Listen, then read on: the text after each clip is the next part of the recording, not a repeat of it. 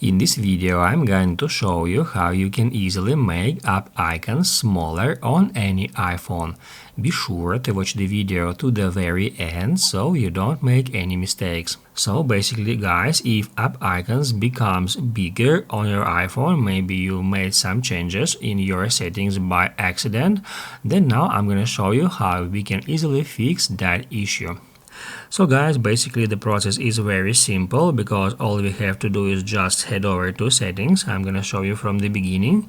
So first off, you need to open up settings, and after that scroll down until you find the option display and brightness.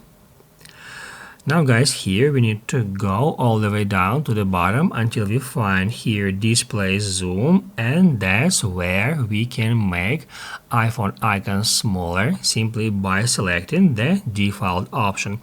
Just switch it from larger text to default, then hit add done.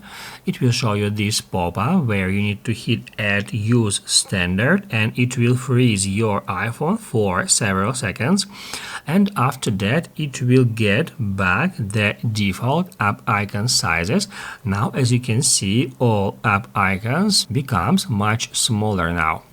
Basically guys, that's how it can be easily done, and if this video was helpful for you, don't forget to hit the like button.